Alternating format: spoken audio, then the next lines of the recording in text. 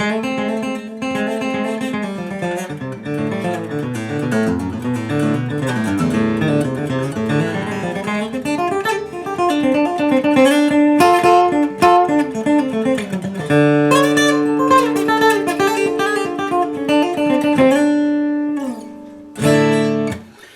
folks, back once again with another bluegrass guitar solo video here. A while back I had done the intro to Leaving My Troubles, and I'll leave a link to that in this video, the description below here. And I've been wanting to do the solo for a while, but the funny thing is, as I continue to experiment with the solo, I found these other cool things that I could do with it. So I kind of postponed putting the video up until I, kind of got to where I wanted to be in this solo. And that's just, bluegrass guitar, any kind of, art, creativity is just any, an organic process. As you work with it, it continues to flow, it continues to inspire you to do better things. And I felt personally that my solo for this song was kind of mediocre, and I wanted to up my game a little bit, make it sound better, and challenge myself on the guitar. And that's what we should always be striving for when it comes to challenging, when it comes to playing guitar. And so without further ado, let's get on into this. Once again, if you haven't seen the video before on the intro to this, check the link out below, ideally before you watch this video.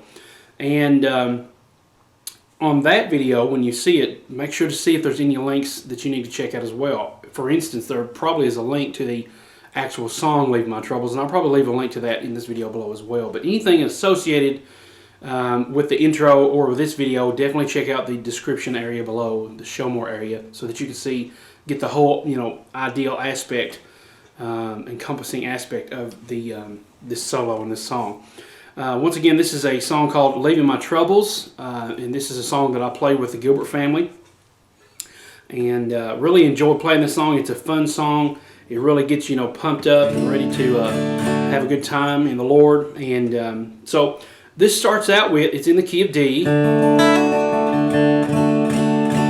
Okay, so here's how it would probably work itself into the solo. I'll never leave my troubles again.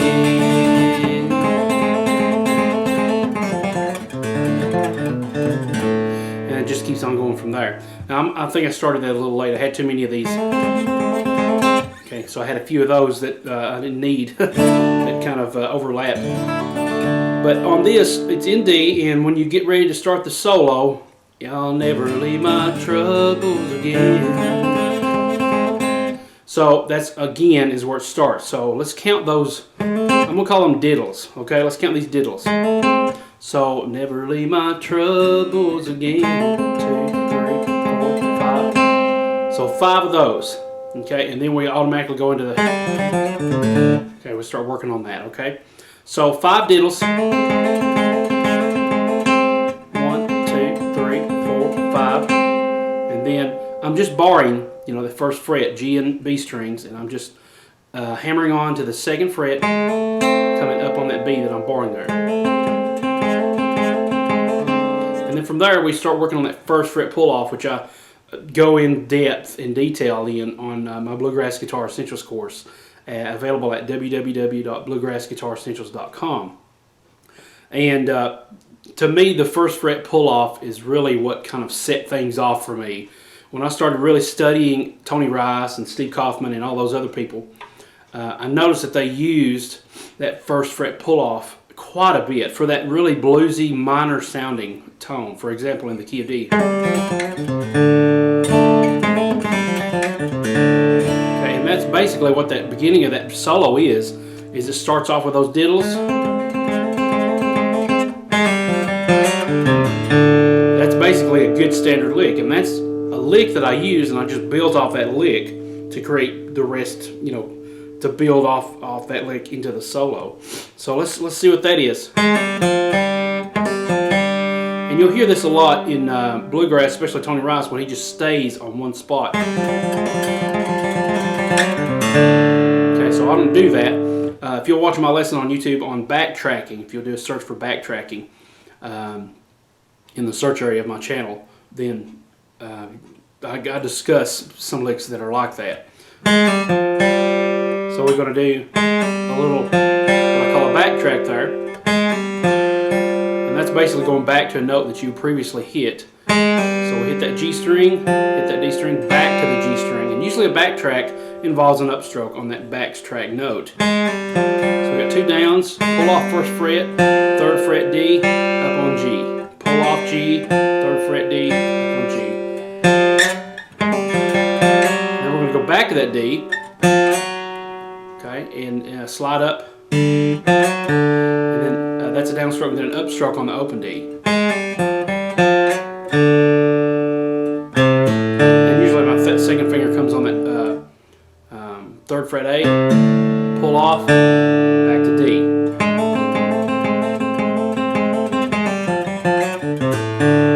Okay, and from that I just build off of that with some more open strings and kind of re-emphasize that little pull off there.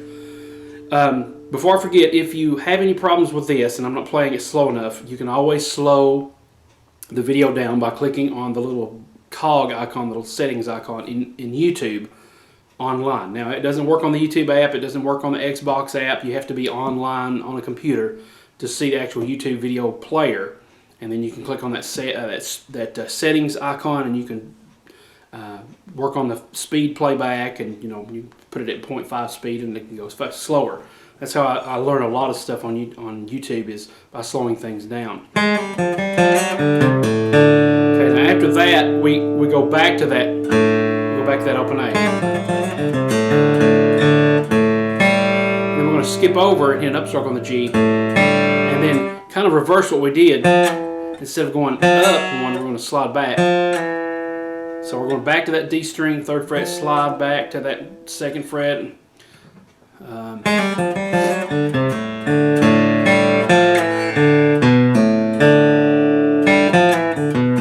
Just that long is a good little D lick.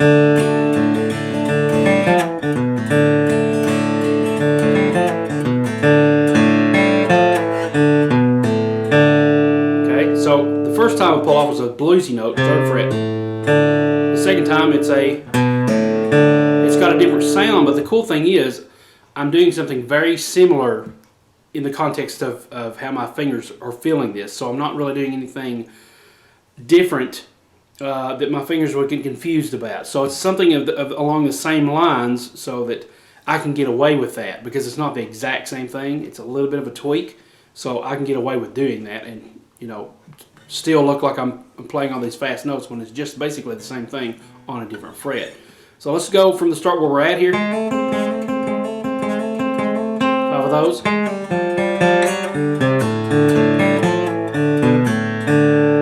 Okay, let's do the slow.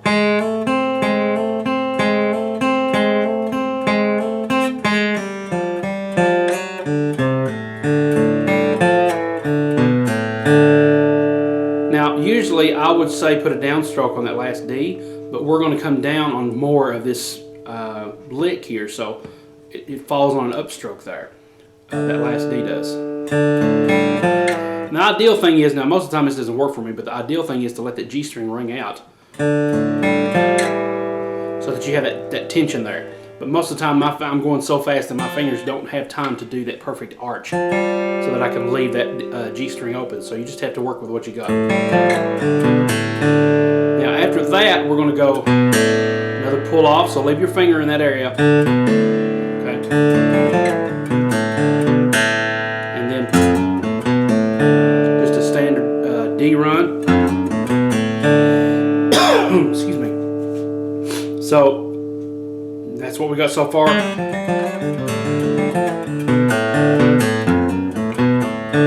then I keep that fast pace going. Okay.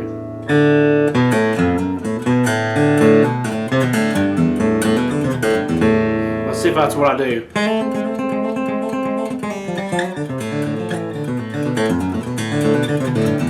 Yep. Okay, so that's basically up to the point to where I do some more of the first fret pull-offs here. Now that's leading us to the A. I'm actually doing the solo is to the chorus, if I'm not mistaken. I think it is to the chorus. So leaving my troubles on this side of the river. Yeah, I'm pretty sure it is. So here's the chorus basically. Leaving my troubles on this side of the river. I'm gonna let everything come again. When I get to the other side of the river, I will never see my troubles again. Okay, so I'm doing that same deal. Now this right here, okay, it basically goes to the G there, back to the D, and that goes to that A that I went to. So I'm following the chords. All these licks are following the chords. I've got that open A ringing. Okay. Okay, and it's a very quick A back to the D, so I'm actually doing a first fret pull off that's associated with A. Okay. Okay, so let's kind of break that down a little bit. I'm kind of getting all this mixed up here. So we've got this much. Up.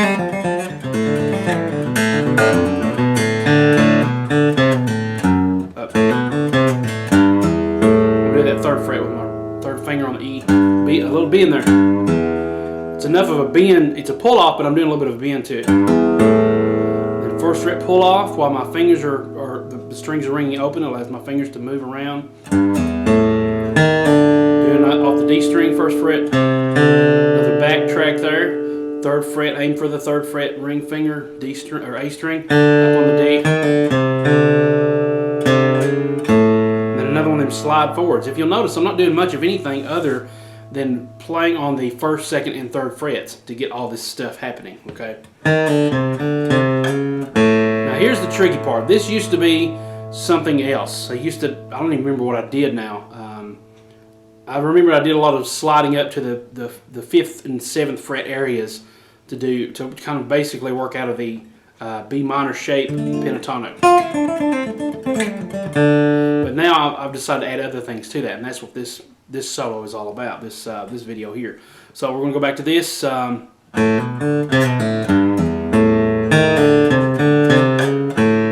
and then we're going to go, let's see.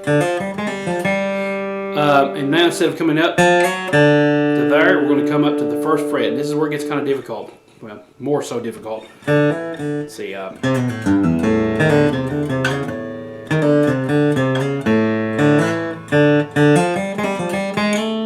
we're going to slide up.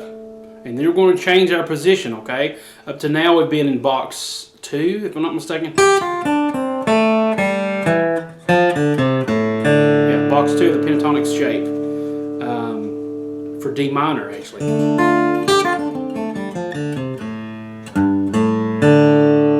Okay, so that's box 2. We're playing a D minor over D major, and that gives it a really bluesy sound with that minor third there. So now watch my picking hand, because we haven't really touched picking that much, okay? So I'm going to go back to the start, and we're going to do the picking part.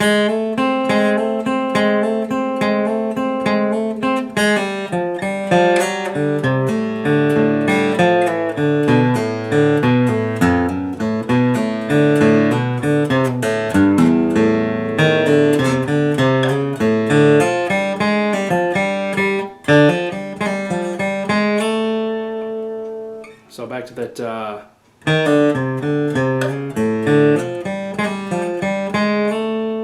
So usually I train myself to go to do that all the time, and it's kind of weird going back the different direction, the other direction, coming back to where I was. Okay, so it leaves us there, and I'm hoping I'm explaining this very well. If I'm not, just go back and watch it over a couple times until you get it. Okay.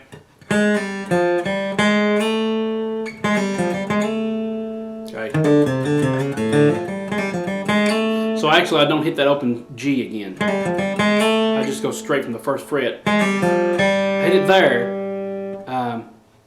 Let me go back and make sure here. Let's see.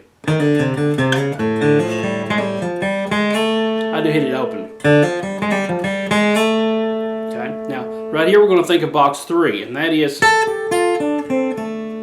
that's all I'm doing. I'm not worried about the rest of it.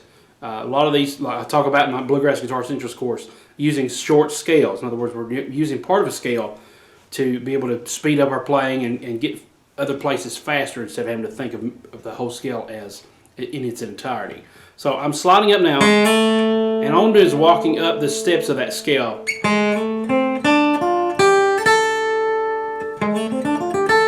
Now, Tony Rice uses this scale quite a bit. This shape, when he's playing like Blue Railroad Train.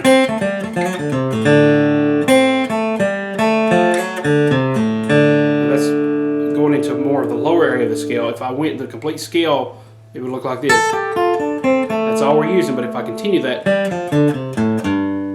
okay, and with the advantage of open strings, I can use those open strings instead of having to go. So I can use those open strings to give me more freedom to move instead of being stuck on the actual whole scale shape. That's one of the advantages of bluegrass guitar, is that we use a lot of open strings, and I talk about that as well. I think it's webisodes 5 and 6 maybe, that talk about open string transitions that are really important in Bluegrass Guitar Essentials. You know, they're very important in getting back and forth on the fretboard here. So we've got to this point, and then when I get there, I do this really quick trill.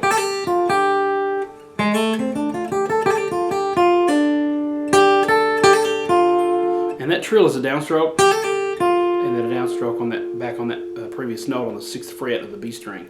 And this is alternate picking. As soon as I do a slide up, that's a down, down, up, down, up, down, up, down. Okay, and so it's all the way alternate picking until you get that trill. Then we got another down here.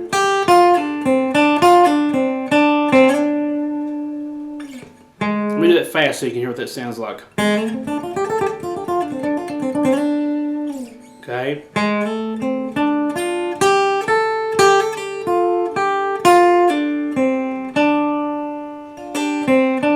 I think I did a little hammer on. That's a little hammer on. I'm going to go down. From the trill, the picking is down, down, up, then backtrack. That's a pull off on the down on the B there. And I'm barring, by the way, the B and the E strings here so that I can be ready. I don't like moving my finger up and down to get the strings. Usually I just bar right here. Pull off. And that pull off is a downstroke, another downstroke.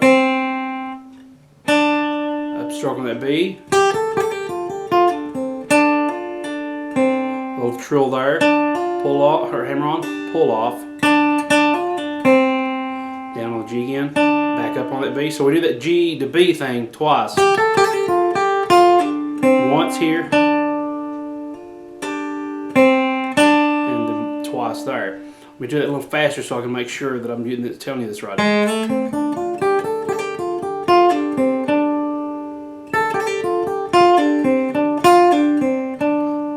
Let's see. So that's not a trill. I'm not doing a trill there. I'm actually picking that again. Down, down, up, down, down, up, down.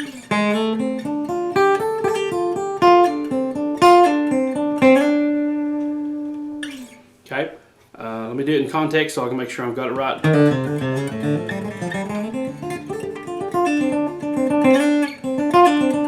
Now you can do a hammer on there if you want to. I may do that, I don't remember, but as long as you hit the note, it doesn't matter if it's a hammer on or if it's a pick. I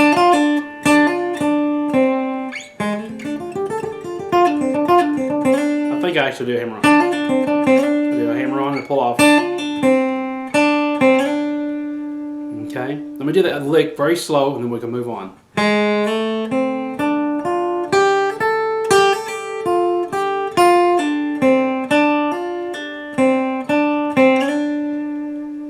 Okay, now that is, I would call that part A and part B, okay? Now, that's a lot to take in. And so what I think I'll do is I'll go ahead and stop this video and resume it next week. That'll give you a week to work on it. And then, because there's the high part and everything gets a little bit more tricky. There's not much more to this solo. But that's enough for you to digest for right now, okay? So once again, let me play this very slow so you can see where we're at. And then I'll come back next week and we'll finish up the solo, okay? And don't forget to watch, the actual intro to this so you can get some more context and the links that are related to that as well as the links below, okay? So here we go.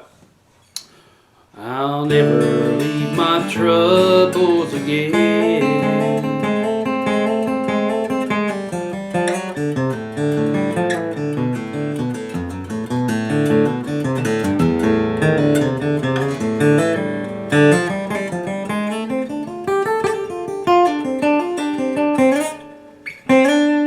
Gotta hit that last note right. Let me go a little slower, and then we'll call it a day.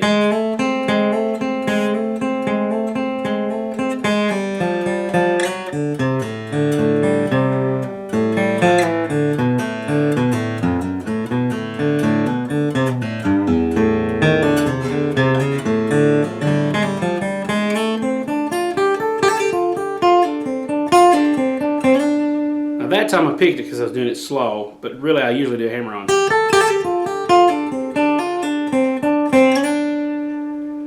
And really it's very important that you hit that downstroke on that trill pretty hard. Not just for attitude, but for the fact that you want that thing to ring out.